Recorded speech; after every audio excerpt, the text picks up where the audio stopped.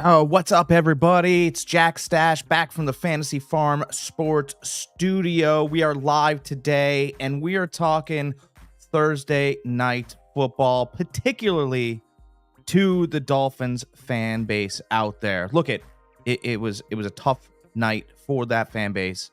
Buffalo looked great. Buffalo, I think, found a nice recipe for what we're trying to do as far as stop the long ball in Miami, right? Check downs, 5 to 7 to 8 yard passes. Don't let anything over the top. Make them sustain long drives. But we're not here to necessarily talk about the Bills today. We're here to talk about what the Dolphins can do better going forward. Guys, before we get started with our information today, always check us out at Fantasy Farm _sports on YouTube for the latest and greatest sports information.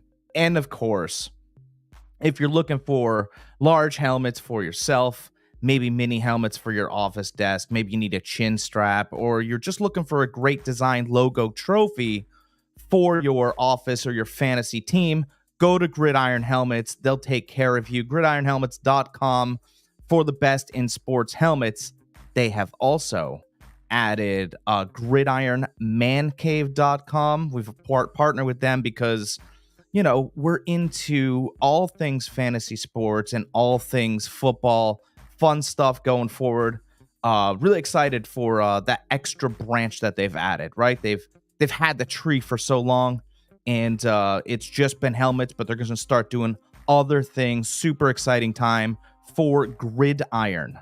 Now, it was tough to watch. It was tough to watch before the injury, right? Miami really wasn't moving the ball.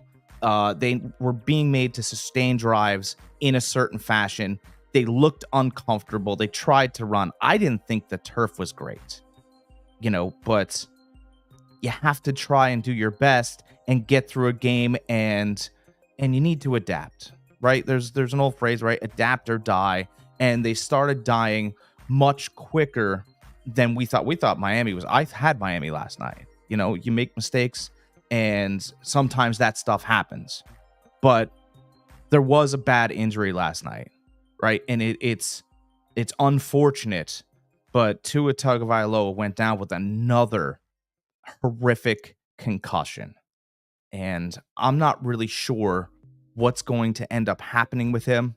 I'm not a doctor. I'm not a neurosurgeon. I don't know anything, but every time he goes down, he seems to really injure his brain. And, it needs to be said, because at this point, he hits the back of his head and his hands clench up. And I know it's a graphic thing to see, but it can't be understated anymore.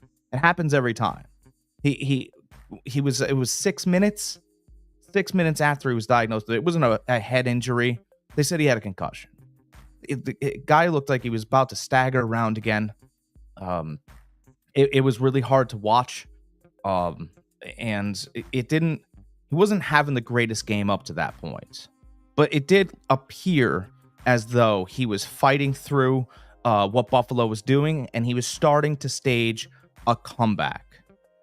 But with all that being said, Tua is now lost. So now the Miami Dolphins faithful has to sit there and wonder what kind of quarterback replacement they're going to end up with. And that's why I'm here with you guys today. It's a special report, right? Usually we don't do anything until Saturday or Sunday, but I had to get on here and give you guys some hope. And the season's not lost. For Miami Dolphins fans, the season is not lost. Okay, I understand that it looks bleak, but you're 1-1, right? You're inside the tunnel, right? Before you go into the tunnel, oh, it's super light in here. All right, this is, and then you're in the tunnel and it's a little dark, but you will find your way out. Mike McDaniels is a smart coach. He's going to get together with the general manager and they will figure all of this out. I promise. Miami is not done. Everybody thinks Miami's done. And by the way, personally, I don't think Tua is done.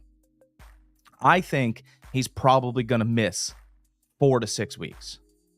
Again, not a doctor, but last night when he went down, you just heard this from the fan base. I mean, they thought it was over. It was that one game is over, right? You can sit there and you can admit that, look, at Buffalo was going to get this game after he went out, but that wasn't what was most important. What was most important at that point was Tua's health and regaining, you know, his full consciousness, right? That's what you wanted from him. And it's interesting. His wife left the locker room, and she said that he was he was okay, and that's what's important, right? He was okay, and he'll continue to get better. But we need to know what quarterbacks Miami Dolphins can plug in there going forward. And I'm going to give you quarterback number 3 right now. That's Joe Flacco. I think Joe Flacco has an opportunity to go in there and be effective immediately. Joe Flacco has seen as much football as Tom Brady. And Tom Brady's, he's in the commentator's booth now. I'm sure he'll get a phone call, but I don't think he's walking away from that. So, everybody that's really excited for Tom to come in and I think that ship has sailed. I do believe that Joe Flacco, a backup in Indy right now, doesn't want to be a backup. I mean, why would you want to be? Especially with what you did with the Browns organization last year after coming off your couch. He's helping Anthony Richardson, but he doesn't want to be in that position. He wants to start. And I think that if you plugged Joe Flacco in, you're going to have to give something up. But for the sake of the season, give it up. Right? Give up what you need to bring Joe Flacco into Miami. He's a stopgap guy. That's fine. But he will keep your team competitive inside a tough division. The Jets looked bad. They won't look bad for long, I don't believe. The Bills look like the real deal, baby.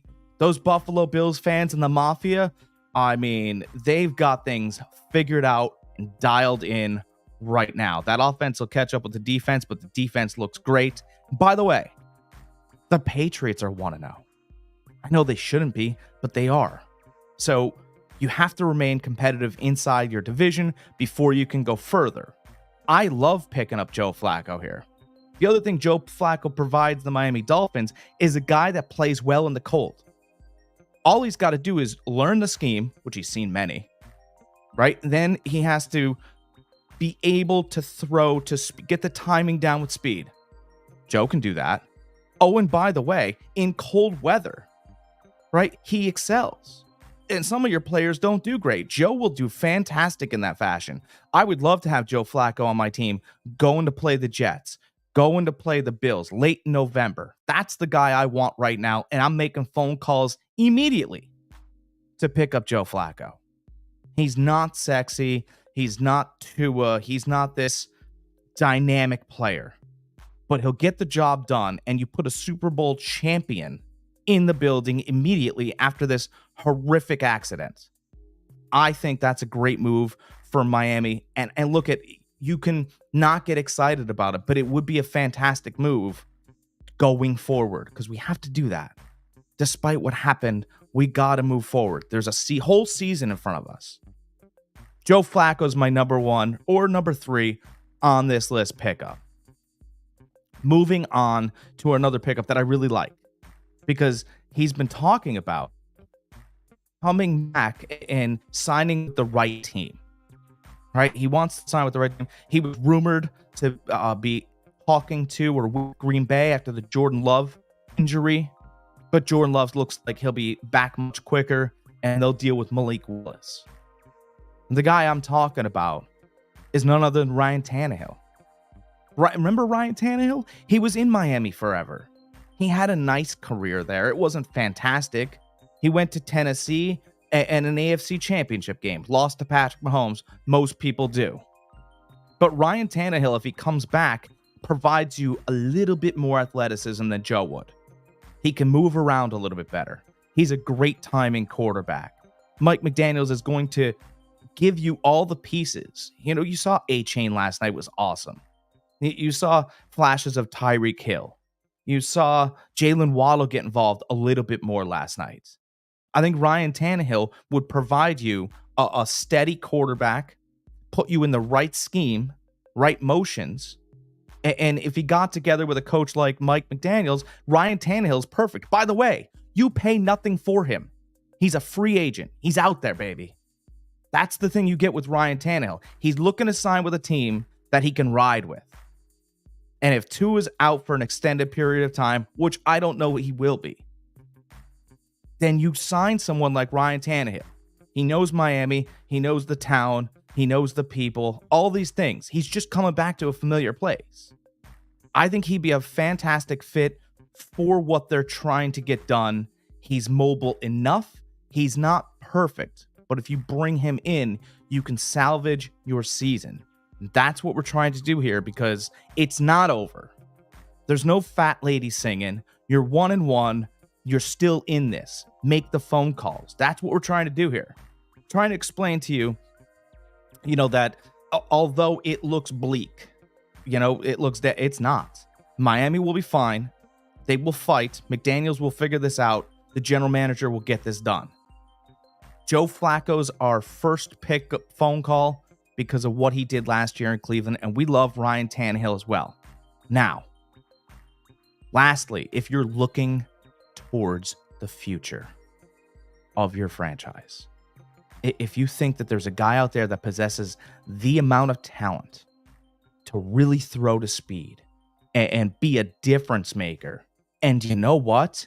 He could be it for the future. I know that we want Tua to come back and be as great as he was and great as ever. But in the instance where we're trying to get a guy that's great for our future, I think you make the phone call, as humble as it would be, you make the phone call to the New England Patriots about Joe Milton. Because Joe Milton, to me, looks a little bit like Cam Newton. And I don't know what the attitude's like, and I haven't seen him wear a ton of hats or dress up certain ways. I don't know if he has the Cam Newton swagger attitude, but he's got an absolute rocket for an arm. He can get the ball out there. We saw flashes in the preseason. All of us saw that. And New England's going to stick with Brissett right now. Let's be honest. They're sticking with Brissett, and then they're going to move on to Drake May. I don't think Joe Milton's going to get a fair opportunity in the building, and you might have to give up a little bit more to have the conversation with New England. Just do it. Just call and see if Joe Milton might be available and what you can give up. Maybe you give up a third-round pick. You know what? A third-round pick to give up on a question mark to save your season and bring a guy in there that is super athletic. You can build around. And I think it galvanizes everyone. Like Tyreek Hill, Jalen Waddle, Devon Achane, they've all seen that arm. They know the talent. By the way, Joe Milton's out of Tennessee. Go check out his highlights. He's got a rocket. That dude's got a rocket arm. I think you can use him and bring him in, and he can build and help you in the future. Joe Milton would be my last phone call, I believe. If I couldn't get Flacco, if I couldn't get Tannehill, if I couldn't bring in a veteran, I want to take a chance on a guy for the future. Otherwise, I stick with what I have there and deal with the fact that we're going to be without Tua for 4 to 6 weeks. That's my guess. That's just an assumption. But I like the fact that you could bring Joe Milton in there. And by the way, it would be fun for the fans. You get Joe Milton versus Drake May in week, 7? When they play, whenever these teams play each other, it'd be a great head-to-head to watch, right? Because New England gets something for Milton, and Miami might have their guy in Joe Milton. So anyway, let's recap this for our viewers out there. I call Joe Flacco first. I bring him off the bench, right? Let's get Joe Flacco out of Indy. That's Anthony Richardson's team now anyway. If we don't want to spend any capital on anything, we call Ryan Tannehill's representation and bring him back to the city that he started in, which is Miami. And lastly, if you don't want to do either of those things, you humble yourself and call the New England Patriots and say, hey, look, I get it. You drafted him this year, but is Joe Milton available? Because we're looking for some talent. Where do we have to start as far as giving you guys draft picks or player compensation? At the end of the day, guys, Miami is going to be without Tua for some time. And it's unfortunate. We wanted to see the Dolphins at full strength this year. But since they won't be at full strength and life goes on, we need to build a team, or we need to grab a player that can help the team that we have built. And that's what our goal is now, right? As a Miami Dolphins, fan, that's what we're trying to look at. So it's going to be an interesting couple of days. I will keep you guys posted. We have more NFL and college football headed our way this weekend. Guys, I am Jack Stache, Fantasy Farm Sports. Give us a subscription, right? Subscribe to the page, right? You guys can come on with us. We'll chat football. It'll be fun. I'll talk to you guys this weekend.